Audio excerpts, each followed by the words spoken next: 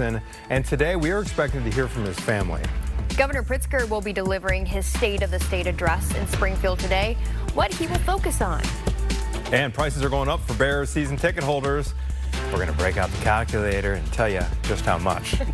And taking a live look outside, it's starting to clear up after the overnight rain. Mike says we're in for another warm day. Yeah, those clouds really moved out fast, it looks. Yeah, Mike Kaplan said they would, and indeed they have. At least from that vantage point right there, it's going to be nice and sunny today. It's going to be spectacular. Nice. You know, yesterday, the clouds, I really thought we'd have a 60-degree day. It didn't happen. The clouds hung up. They're gone. Today, into the 60s we go. The record is 70. We won't get there, but it's still going to be mighty nice, especially by mid to late February standards. Come on. Let's look at this day planner here. We've got clearing or clear skies here by 9, 55 degrees, 60 degrees at noon, and then we'll be in the mid-60s this afternoon. The only downside is it is going to be windy out there. At times, maybe some gusts of more than 30 miles per hour. Look at these current temperatures. You'd be probably happy if the high were 53 like we have at Midway right now. But this is what it is now at 7 a.m. 50 at Woodstock, 50 at Michigan City, Kankakee 53, LaSalle, Peru 54. 24-hour temperature difference, double-digit bump from yesterday at 17 degrees warmer at Woodstock and Valparaiso. It won't be 17 degrees warmer this afternoon, but it is going to be a warmer day.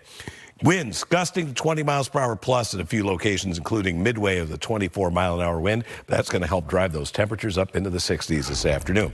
How about an update on the commute, Anthony? Okay, here we are at 7:01. You're at 47 minutes. That's the inbound ride time from O'Hare to downtown on the Kennedy. On the Eisenhower, 46 minutes inbound from Route 390 to downtown. A little worse on the Stevenson Expressway. You're at 51 minutes inbound from I-355 to Lakeshore Drive.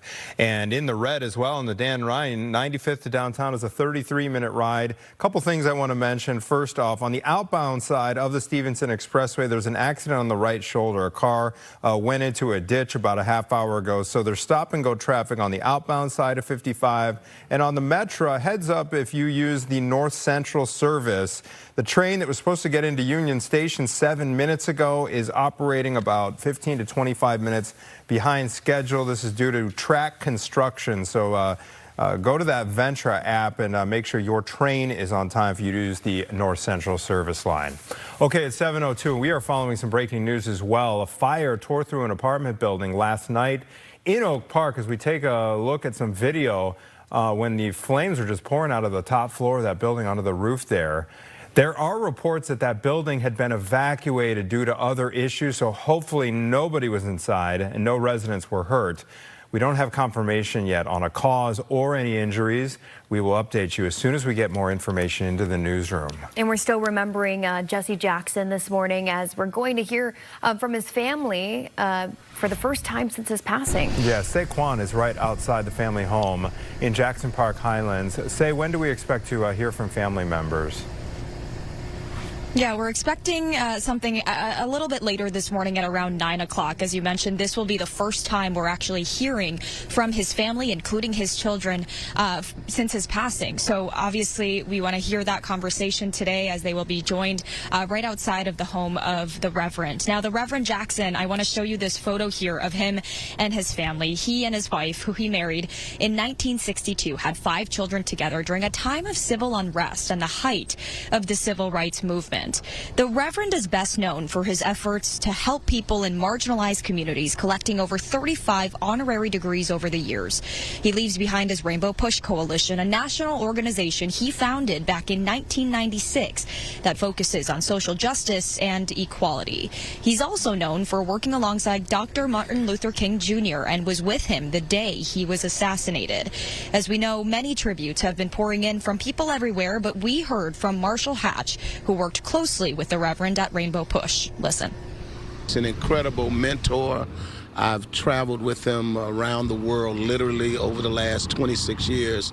And those of us that have been a part of this social justice work, he's been our mentor, our inspiration, and really one of the main reasons why we do what we do. Well, I think what we're going to find out is that a lot of the leadership that come from the progressive parts of our political discourse are going to have some connection to Reverend Jackson for at least 1 or 2 or more generations to come.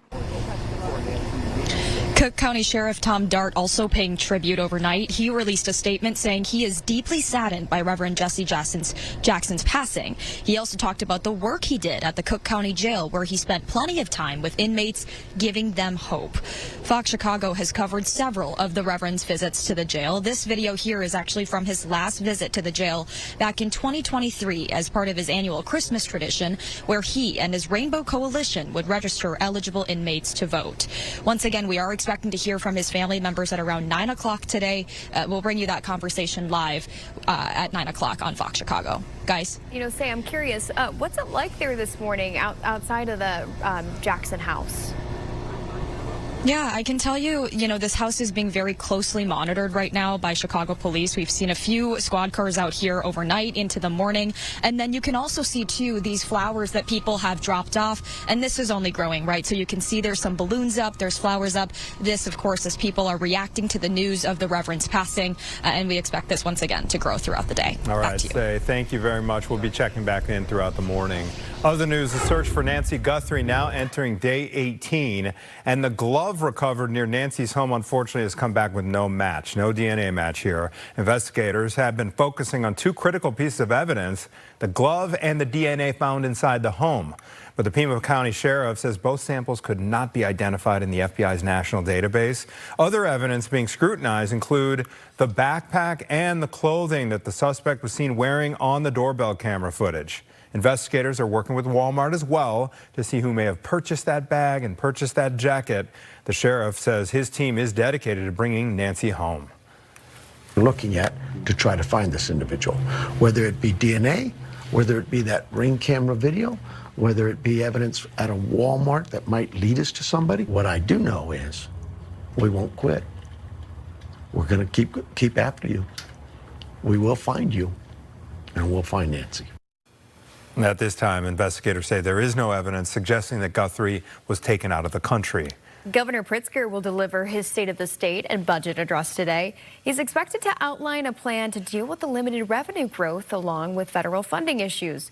Pritzker is running for a third term and has also been considered as a possible candidate for 2028, the presidential race. Fox Chicago hosted another fiery debate in our series focusing on the key races ahead of the March primary. Last night, two candidates squared off vying for Cook County Board President. It was incumbent Toni Preckwinkle and Chicago Alderman Brendan Riley. This is what the two had to say about modifying the Sanctuary City Ordinance with a focus on violent criminals. Right before Donald Trump is to be sworn in as President of the United States for the second time, promising mass deportations, he votes to weaken the sanctuary ordinance in the city of Chicago. And when the governor and the mayor and I were fighting Trump, who was trying to take away our federal funding because he said we weren't cooperating with ICE and the Border Patrol, he was silent. He didn't say anything. And when there were these assaults on our immigrant communities, ICE and the Border Patrol snatching people, kidnapping people without due process, sending them to detention centers around the country and in foreign gulags, he didn't say anything either.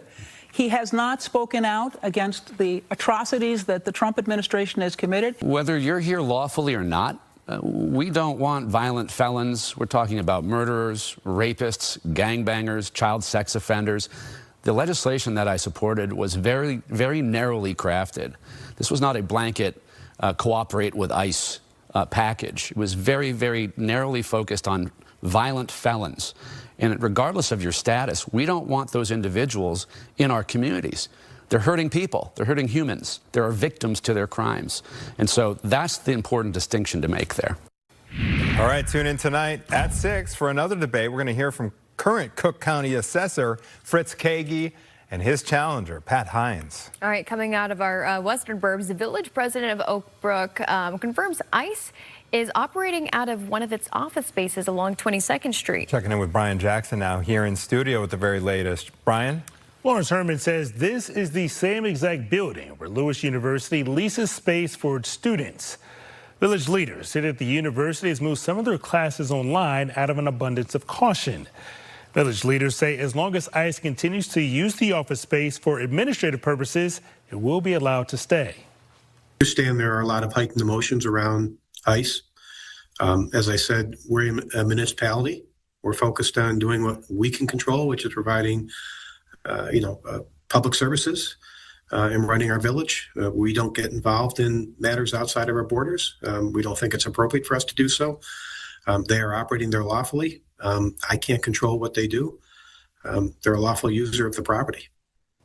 A spokesperson for the Department of Homeland Security released a statement saying that ICE will not confirm any office locations since officers have been facing a massive increase in threats towards agents. Anthony? Okay, thank you, Brian. Appreciate it. The Bears are raising prices for season ticket holders. Bears president and CEO Kevin Warren sent out a letter to season ticket holders saying the prices are going to go up by an average of 13.5%. Last year, the average price for season tickets for lower club level seats ranged from $1,400 all the way up to $5,000. The increase would mean that those same tickets would be between $1,600 and $5,600. This is the third year in a row, though, that the Bears have raised prices on their season ticket holders. They're loyal fans. As we said, I don't think anyone's necessarily going to be giving anything up. All right, No. taking a live look at Michigan and Lake right here in front of Fox Chicago Studios. Still looks wet out there, Mike, Yep. but we saw those clouds. They disappeared. They were moving fast out They're of here. moving out of here, and we're going to see a whole lot of sunshine, and temperatures today are off to the races with 60s on the way. Now, I want to show you this shot here. This is looking over across the Bean, Millennium Plaza, and one thing that is standing out to me, we can see the sun now from this vantage point. Anthony, you and I have been talking about how far north the sun is moving. This is one of the first days where the sun has appeared in that particular camera angle. Let's reverse the view. Let's go this way out over the lake where we still have a little bit of cloud cover, but that sun's out there. It is reported cloudy at O'Hare, but those clouds are breaking up. We have a south-southwest wind at 13. That's the 10-minute average speed. There are some stronger gusts out there, and it is going to be a blustery day today. I can see some gusts to 35 plus, but most of the speeds between 15 and 25. 64 today, beating yesterday by quite a bit. Unseasonable warmth. This is going to be our 6th day in a row of 50 plus with more in the hopper. I think tomorrow is another day. Safely 50 plus. A few of us will get the 60, but tomorrow we got showers and thunderstorms in the forecast, especially I think mid-afternoon into the early evening hours, and some of those storms could actually be quite strong. I'm going to show you a map here. This is the outlook for severe weather tomorrow, and we have a level 1 marginal risk of severe weather in this green shaded area. Damaging straight line winds would be the probable threat in that area. It's a low threat, but it's a non-zero thing. Thunderstorms in February, it can happen, and it looks like it will tomorrow. Back to you. Thank you, Mike. All right, Late Show host Stephen Colbert says CBS barred him from airing an interview with a Texas Democrat. We'll have the details coming up next.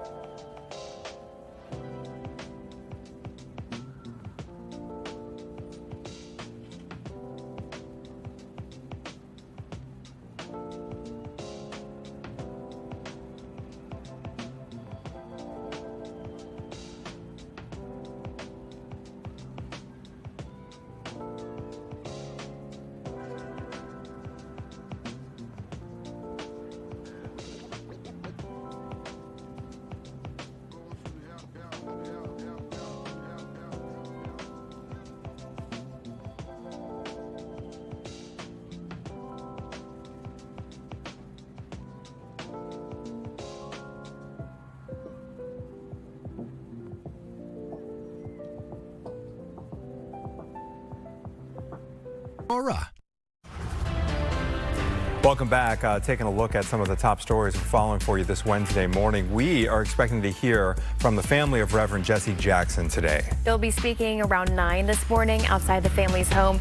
Reverend Jackson died early yesterday morning at the age of 84. We'll, of course, carry that press conference live right here on Fox Chicago. Governor Pritzker is going to be delivering his State of the State address today and budget address. He's expected to outline a plan to deal with limited revenue growth along with federal funding issues facing several Democratic-led states. Pritzker is running for a third term. He has also been seen as a possible 2028 presidential candidate. We're following breaking news this morning. A fire tore through an apartment building late last night in Oak Park. You can see flames shooting out of the roof of this apartment complex. This was near the intersection of Oak Park and North Avenue. There are reports that the building had already been evacuated due to some other issues.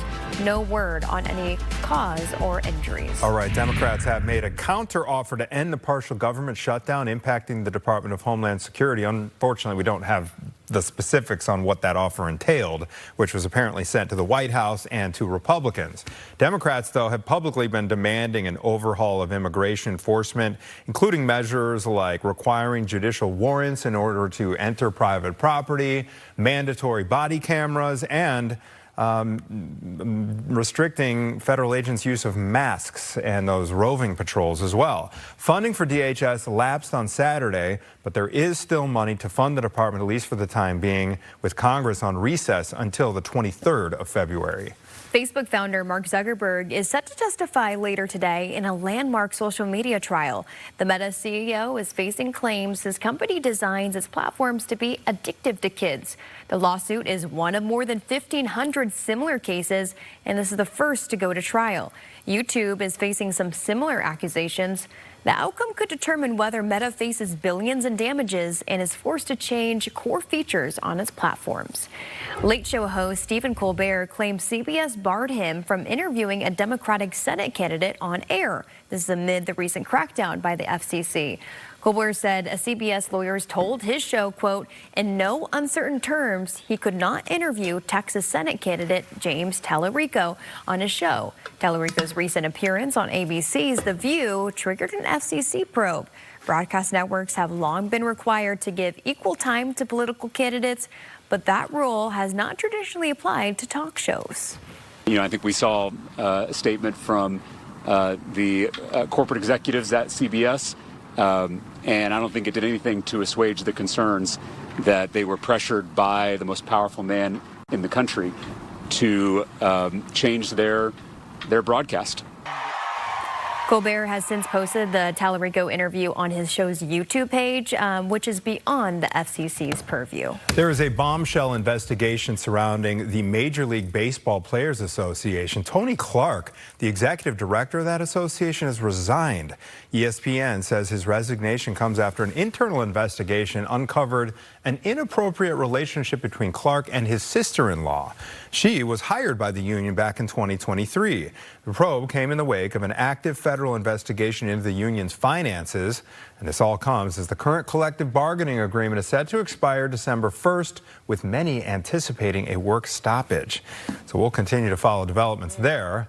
All right, it is time to check in with Mike Kaplan as we take a look at the sunrise. Yeah, it's doing some good work. What is it? What are they? What is it? Melting off some of that cloud cover? Yes. Clearing up out there? From west to east, we're blowing these clouds on out of here. You're going to see a whole lot of sunshine today, and that is going to enable temperatures to go sky high for this time of year. The record is 70. We're not going to get there, but look where we are now at 7 o'clock. 50s across the board. Valparaiso, 52. Gary, 54. Midway and O'Hare with 53. Woodstock, 51. LaSalle, Peru, 54 degrees. Now, the downside today, it's going to be windy. Winds this strong right now in the 20-plus gust range, dominating the area. Gary, some of the strongest winds right now with a 29-mile-an-hour gust. There's still, despite the light rain that came in, the ground is still very dry. It is going to be windy, low relative humidity. That is why we have this red flag warning up, especially from the Fox River Valley and points west. It doesn't mean that things are going to suddenly burst into flames. It means don't start any fires outside because they could spread very quickly. Today, 64 for the high. I'll take that. West-southwest winds at a good clip. If it's not sunny where you are yet, it is about to become sunny. Now, the 7-day forecast does feature some February weather in here, especially over the weekend. But tomorrow, it's going to be more like an April or May day again. 58 degrees for the high at O'Hare. It'll be several degrees cooler along the lakefront, probably a few degrees warmer southwest of the city. But I'm watching for the possibility of some gusty thunderstorms. Yeah. In February, especially mid-afternoon into the early evening hours. Any precip should end early Friday morning with a high of 45. Then temperatures get closer to or a little bit below normal Saturday, Sunday, and Monday before the next warming trend starts next Tuesday. All right, let's see what the commute is looking like. And I see those times coming up. Yeah, they're creeping up. They're all in the red now, Mike. 7:21 here. 49 minutes is your inbound ride time on the Kennedy from O'Hare to downtown. You're at 52 minutes inbound on the Eisenhower from Route 390 to downtown. On the Stevenson Expressway, on the inbound side, you're at 44 minutes. There is an outbound accident. Let's see, it is right at Central Avenue, and there's a car in the ditch right there. It's off the right shoulder, so stop and go traffic on the outbound side of the Stevenson as well. On the Dan Ryan, your inbound drive time is over a half hour now, 34 minutes from 95th to downtown. And another train on the Metro has been delayed. North Central service is impacted by some sort of construction issue. So check that Ventra app if you use North Central service on the Metro. Gabby? Thank you, Anthony. Plenty more to come on Good Day Chicago. Illinois is reporting the first measles case of the year. We'll tell you where. Cook County leaders are promising homeowners they'll get their property tax bill on time this spring. And Caleb Williams makes an appearance on Max Crosby's podcast, further igniting rumors of the Bears trading for the Raiders star pass rusher. We'll be right back.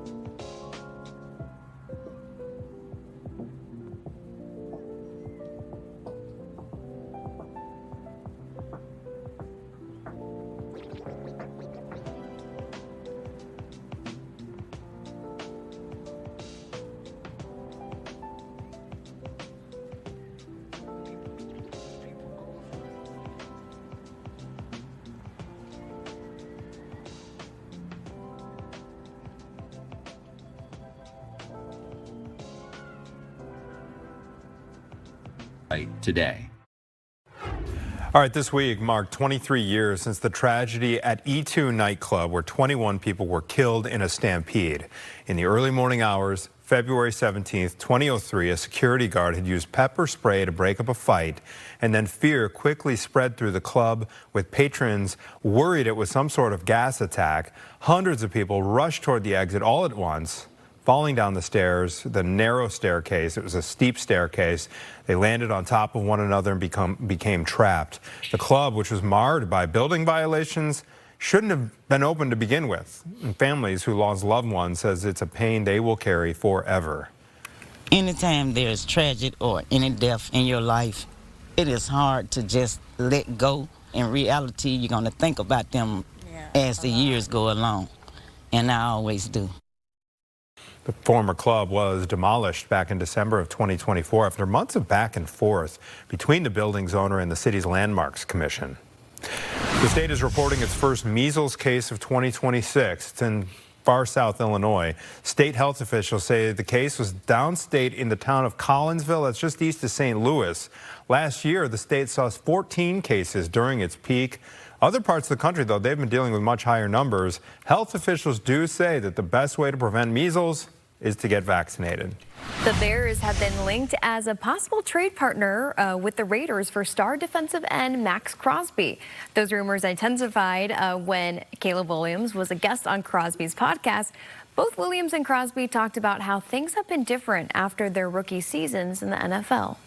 My first year didn't actually have a bad year, but it was a lot of heat and classified as a bad year because we didn't win, as you've been a part of, where you play good and don't win or whatever, and the heat is a little bit more than what you would think it'd be. Yeah, for sure. Yeah, and it's important too. Like we talked about, I'm going into my 8th year, and you're going into your 3rd. Like you're learning on the fly. There's no way on the fly. There's no sitting. There's no situations nowadays where if you get drafted high or you come in as a good player, you're playing and you're not really learning from anybody. You're learning on the fly. Crosby had high praise for Williams during the hour-long podcast. Mike. I need to listen to that whole thing. I understand it was some flowery language for most of the interview. It was kind of tough to find an interchange that we could broadcast without getting fined. Exactly. All right, gorgeous weather on the way today. Mid-60s with plenty of sunshine, but tomorrow, it'll be spring-like again, and sometimes that means thunderstorms, including tomorrow. We've got the forecast coming up.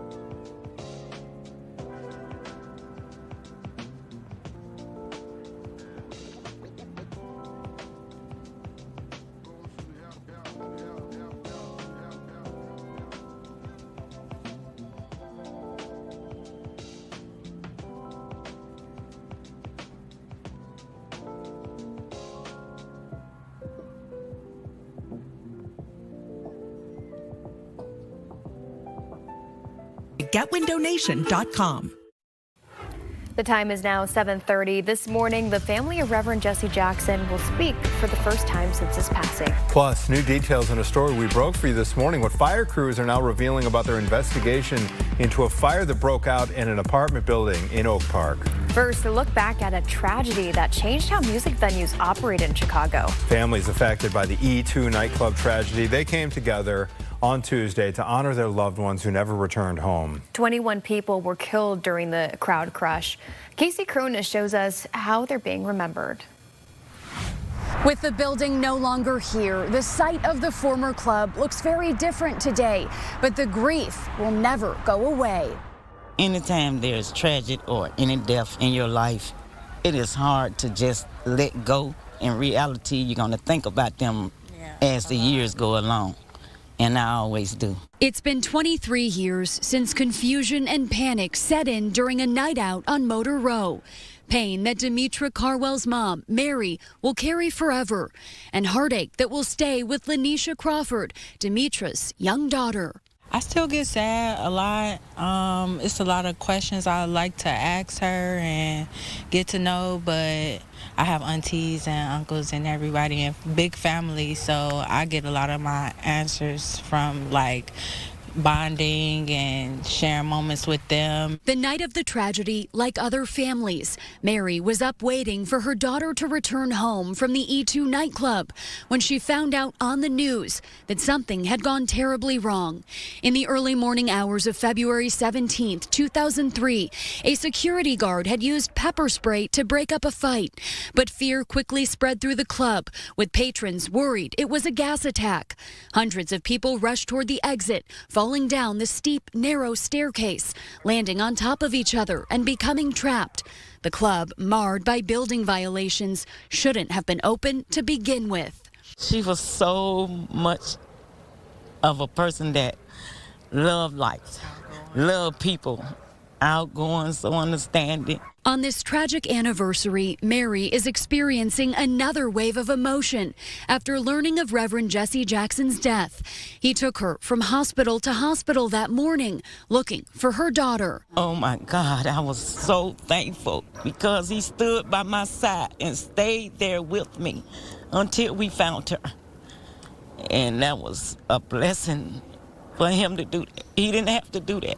The former club was demolished in December of 2024 after months of back and forth between the building's owner and the city's Landmarks Commission. It has sat vacant ever since, but families are hopeful that soon enough a permanent memorial will be established. Third Ward Alderman Pat Dowell's team tells us she is committed to supporting that effort. To the families, stay strong, stay positive. If anything's going on in your life, make sure you put God first. The property owner previously talked about creating a permanent memorial for the victims, but development plans for the site haven't yet been announced. Reporting in the South Loop, Casey Cronus, Fox Chicago. I'm Brian Jackson. This morning, we're going to hear from the family of Reverend Jesse Jackson for the very first time since his passing. Several of Reverend Jackson's children, including Jesse Jackson Jr., Jonathan Jackson, Sunita Jackson, Ashley Jackson, and Yusuf Jackson are all expected to speak. Reverend Jackson was a mentor and inspiration to many people across Chicago and the nation, spending decades fighting for equality and spreading his message of hope and acceptance. After a long fight with a rare genetic disorder, he died peacefully at the age of 84. Last night, a group of religious leaders on the city's west side held a prayer service in his memory. Many of us thought that he should have probably stopped once his particular disease escalated. Reverend Jackson would not stop. He kept pushing, he kept fighting, he kept pressing. And we will always remember him for his sacrifice. It reminds me of Apostle Paul. Even though we will miss him, even though we'll get emotional thinking about him, we can simply say this, in the words of Paul, he fought a good fight. Cook County Sheriff Tom Dart is also paying tribute, saying in a statement that he is deeply saddened by his passing, that the time Jackson spent at the Cook County Jail reflected his unwavering belief in redemption, second chances, and inherent worth of every human being. And Fox Chicago has covered several of the Reverend's visits to the jail. This is from his last visit back in 2023 as part of his annual Christmas tradition, where his Rainbow Push Coalition would register eligible inmates to vote. The Jackson family will be speaking at 9 a.m. this morning. Our team will be there to bring it to you live. All right, time is now 7:36 this morning. Checking back in with Mike Kaplan. See some more clouds out there. Are those some rain clouds still? No. The rain is done, but you can see how quickly those clouds are moving? Yeah, they look dark. Yeah, they are. These are some stratocumulus clouds. They're low, so they appear to be moving pretty quickly along with the surface flow, but you look out in the distance and you see that sun breaking out, and we're all going to see plenty of sunshine today. Temperatures right now are in the 50s. It's 53 at O'Hare, Midway, the lakefront, 51 at Woodstock and Aurora, Morris/Coal City. The airport there is 52. Northwest Indiana, low 50s for you as well, 52 at Valparaiso and Merrillville. Today, I think area-wide, it's 60 plus. There'll be no lakeside cooling going on because we have a really strong southwest wind out there, at times gusting to more than 20 miles per hour, like we're seeing at Gary, Midway, O'Hare. We'll keep these winds up all day long, and that could lead to the risk of spreading wildfires. When you see this map, and you're going to see it online, and you'll be like, what does that really mean? It does not mean that stuff is going to spontaneously combust. What it means is don't start any fires out there because they could spread very rapidly. The ground has been very dry, the relative humidity is low, and the winds are high. That could really be anywhere. Now, here's the risk of what? A severe thunderstorm tomorrow. Level 1 out of 5 risk for the southern portion of Chicagoland, roughly from kind of the Eisenhower and Reagan Expressways south. Damaging straight line winds would be the primary threat, but anywhere in Chicagoland could get a thunderstorm. Today, no worries other than that fire danger, the spreading wildfire danger. It's sunny, it's unseasonably mild, 60s area wide. Tonight, we'll pick up a little bit of cloud cover, and tomorrow won't be as sunny as what we have this afternoon. There'll be a few showers around, maybe early afternoon, but I think mid to late afternoon, that's when some scattered thunderstorms will come through here. Not all of us will get it, but where they hit, they could be rather gusty. And then once we get to tomorrow night, things will quiet down for a while. Friday, you saw a little blue sneaking through there. There's a chance that we see a few wet snowflakes mixed in with a passing rain shower Friday morning. As cooler air comes in, there's no accumulation coming in here. 58 tomorrow on average, cooler at the lake, warmer southwest, 45 on Friday. Then yes, colder Saturday, Sunday, and Monday, but not that bad for this time of year. The next warming trend gets underway starting on Tuesday. All right, I've got a couple of pictures and a cool video. Now, this was sent to me by my friend Chris Bloomquist. He's in Flossmoor. He said, Mike, what's going on with these clouds here? You see those clouds almost look like they have little tails? Well, those are cirrus clouds made of ice crystals, and sometimes there's so much ice up there that the ice begins to fall out. You are actually looking at little ice crystals and tiny snowflakes falling out of those clouds, evaporating before they hit the ground, technically sublimating before they do so, and that is called virga, V-I-R-G-A. Chris was in Flossmoor. Thank you for sharing that picture. Photo number 2 is actually a video. I think we have sound on this one. Can you hear him? Diane Zamuda.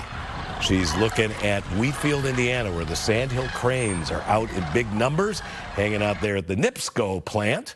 And oftentimes you'll hear these birds before you see them, but they are out there in big numbers. And I think we have one more video. How about this? You hear it? This is from Doris Robinson, and she's in the island of Curacao, part of the ABC Islands. This is a Venezuelan troupial. Looks almost like a Baltimore oriole, and they are kind of related, but it has a distinctive sound. We're saying that troupial is saying, "Good morning, Chicago," from the island of Curacao. Doris, thank you for sharing that video. That's with our associate producer and writer, Tasha. They're good friends. That's a cool-looking bird and cool-sounding bird. 7:40. Take a look at the travel times. They're sneaking up, aren't they? We'll be right back after this.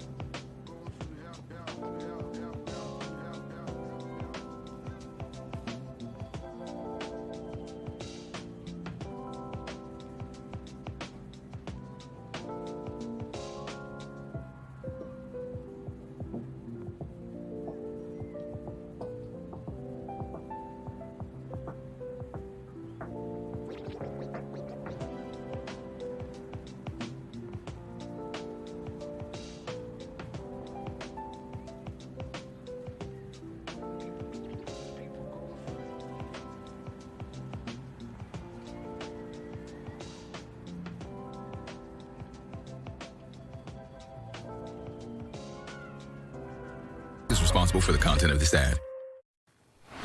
Welcome back. We're learning new details about a story we broke for you earlier this morning. The Village of Oak Park Fire Department says no one was hurt in an early morning fire. So crews were called to the intersection of West North Avenue and North Taylor Avenue just before 9 p.m. They immediately had to call in help from as far away as Oak Brook in the city of Chicago. They spent hours trying to knock the fire down. You could see the flames here in this earlier video. Fire crews tell us no one was luckily inside the building. And new this morning, Chicago police are investigating a shooting outside a city park on the city's south side.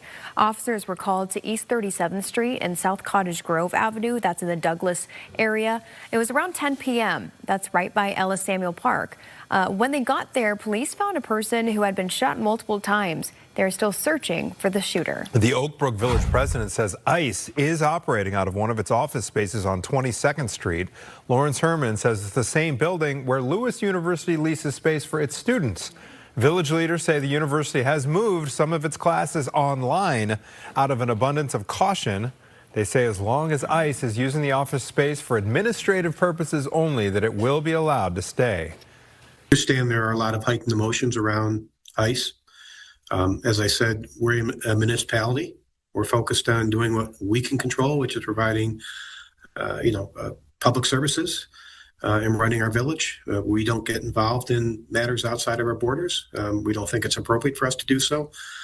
They are operating there lawfully. I can't control what they do. They're a lawful user of the property. A spokesperson for the Department of Homeland Security says it is not able to confirm office locations for ICE, they say due to an increase in threats against agents. Okay, 7:45, here's a quick look at what is coming up for us here on Good Day Chicago during our 8 and 9 o'clock hours. Hope you're having a great morning. Keep it right here.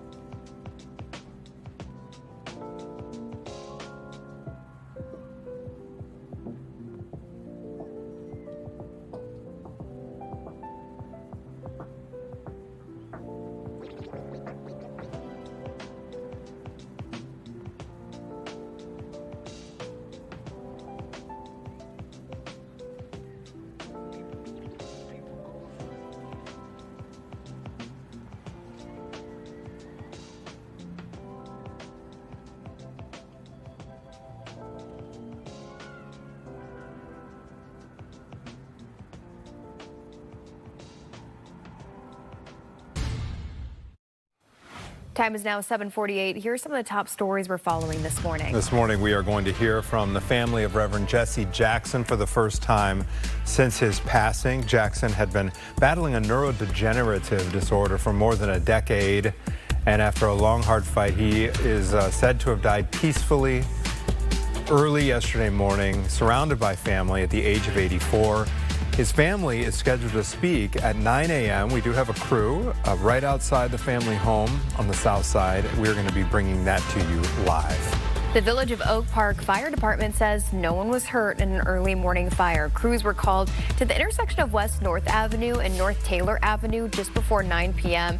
No one was inside the building. Governor Pritzker, yes, thankfully. Governor Pritzker, meantime, will deliver his State of the State and budget address today. He's expected to outline a plan to deal with limited revenue growth and federal funding issues. Pritzker is running for a third term. He has also been considered a possible 2028 presidential candidate. Other news, the search for Nancy Guthrie now entering day 18. And that glove that was recovered near Nancy's home has come back, unfortunately, with no DNA match. Investigators have been focusing on two critical pieces of evidence here: the glove and the DNA found inside the home itself. But the Pima County Sheriff says both samples could not be identified in the FBI's national database. Other evidence being scrutinized includes the backpack and the clothing that the suspect was seen wearing on Guthrie's doorbell camera. Investigators are working with Walmart as well to see who may have purchased that bag and that jacket. The sheriff says his team is dedicated to bringing Nancy home. Looking at to try to find this individual, whether it be DNA, whether it be that Ring camera video, whether it be evidence at a Walmart that might lead us to somebody. What I do know is we won't quit. We're going to keep after you. We will find you, and we'll find Nancy. At this time, investigators say there's no evidence suggesting that Guthrie has been taken out of the country. Okay, it's 10 minutes till 8 o'clock. We're going to take a quick look at your drive times. They're really stacking up out there. As we head to break, we will be right back with more Good Day Chicago after this.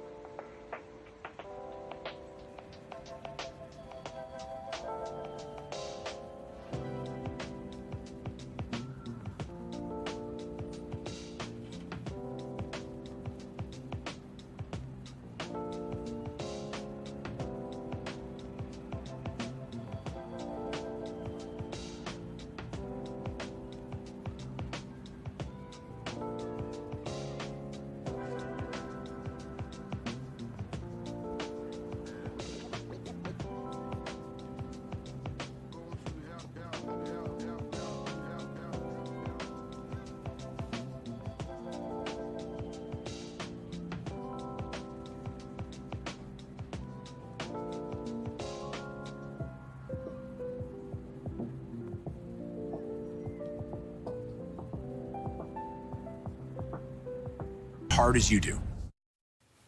Welcome back. Cook County leaders are promising homeowners that they will get their property tax bills on time this spring. Now that's the word from County Board President Tony Preckwinkle and Treasurer Maria Pappas. The second installment bills were months late last year due to problems with the tax system technology. On top of that, the revenue from those bills took weeks to actually hit bank accounts. The delay cost schools millions of dollars in lost investments and borrowing costs. It's something Preckwinkle and her primary opponent, 42nd Ward Alderman Brendan Riley, addressed during a debate that aired right here on Fox Chicago. Property tax bills had not gone out on time for more than 30 years. And the technology we were relying on was on the brink of collapse. It was 40 years old. We have a massive property tax system, 1.5 million pieces of property, a massive, complex system. And clearly, trying to fix it was going to be a monumental undertaking, which is why nobody did it before I got into office. Now, I don't assess properties. I don't tax properties. Responsibility for the property tax system is spread across 6 separately elected officials. 6 separately elected officials. What I can do, I did, which was convene folks, get them the technical assistance and resources they needed to do their job. The county board president is the chief executive, and that's where the buck should stop. And I can tell you, Tony ushered in this Tyler Technologies contract. It was her Bureau of Technologies that was supposed to execute it, manage it, make sure they were meeting their deadlines, their metrics, and they failed at every turn. And they continued to execute on that contract, double, triple, and quadruple down. We were promised to have this thing fixed 8 years ago, and now 11 years later, it still doesn't work. First installment bills go out March 2nd and are due April 1st, but you'll be able to pay your bills on the Treasurer's website as soon as Friday. All right, new this morning, the Trump administration is threatening to withhold more federal funding from Illinois. This time, the Department of Transportation says it may withhold $128 million in highway dollars. The agency reportedly cited a federal audit showing the state had issued commercial driver's license that extended past the expiration of the driver's permission to work in the U.S. The Secretary of State's office shot back in a statement saying they believe its policies are compliant with the federal requirements. The Bears, meantime, they're going to be raising prices on season ticket holders. CEO Kevin Warren says prices will go up by an average of 13.5%. Last year, the average price for season tickets for lower club level seats ranged from $1,400 up to $5,000. The increase would mean those same tickets would be between nearly $1,600 and $5,600. And a bill to keep the Bears' next stadium here in Illinois is up for its first hearing tomorrow. The measure provides financing for infrastructure and the so-called pilot bill that would give the Bears and other major developers the ability to negotiate property tax rates. Lawmakers are up against a stadium funding bill in Indiana that has already passed the state Senate. It's got to get through the House to find its way to the governor's desk in Indiana.